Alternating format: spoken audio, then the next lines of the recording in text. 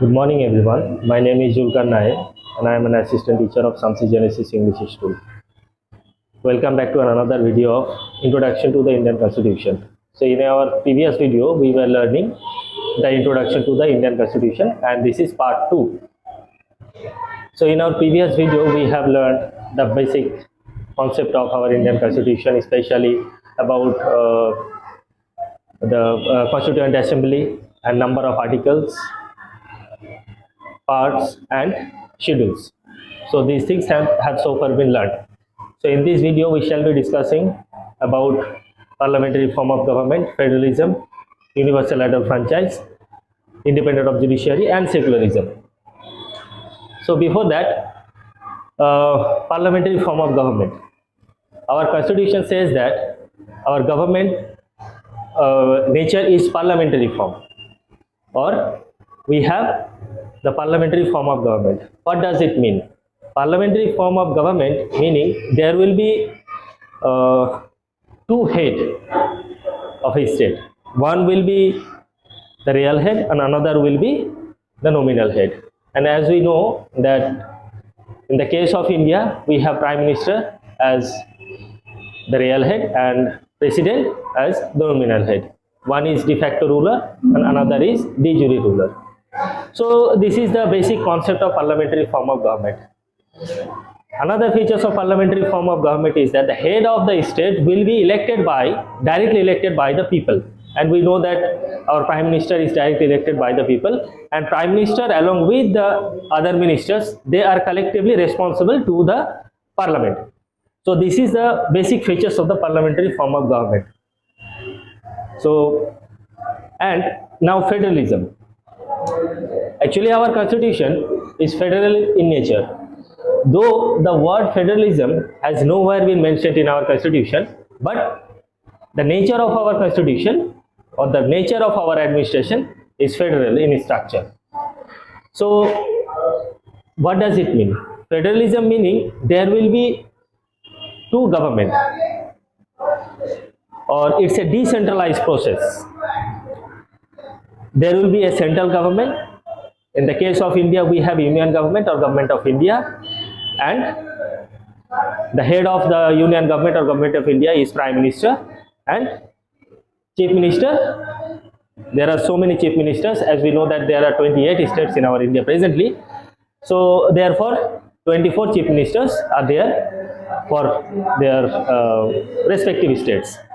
So this is called federalism, meaning one government will be at the center and another government will be at the state.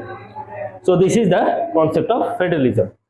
Now universal adult franchise. What does it mean?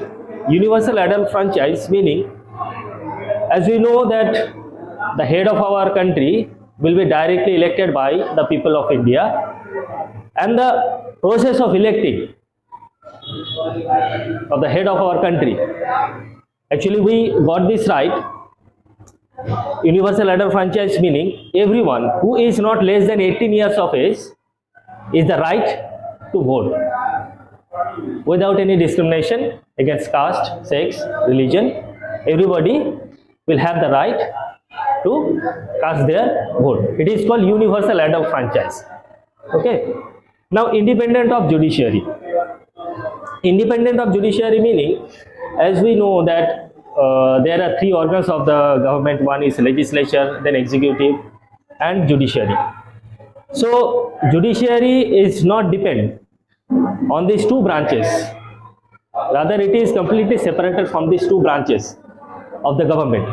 For example, executive and legislature. They can Supreme Court along with other courts, it can function according to the Constitution. Okay, so this is the independent of judiciary, and independent of judiciary is very important for establishing the democracy and to secure the fundamental right. So independent of judiciary. And another features of judiciary of India is that it is integrated judiciary system. We have integrated judiciary system means there is Supreme Court, which is the highest court of India, and below it the High Courts, and then subordinate court. It is called the integrated judiciary system. Now secularism. Secularism, actually we can define secularism in two ways. One is in positive form of secularism and another is negative form of secularism. Positive form of secularism meaning country will uphold all the religions equally and it will treat every religion equally. On the other hand, negative form of secularism meaning country will separate itself from the religious affairs. Okay, country is completely separated from the religious affairs.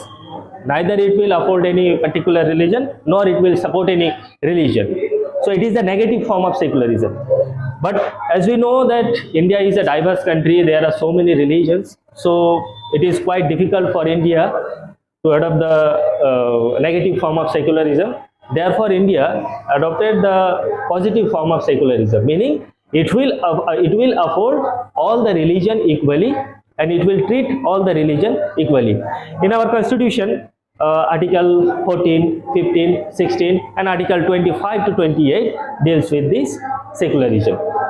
So this was the basic concept or the basic introduction or the basic features of our Indian Constitution that we have learnt in our two videos. And thank you very much for watching our videos, and if you like the video then please hit the like button and subscribe our channel for more videos. Thank you very much.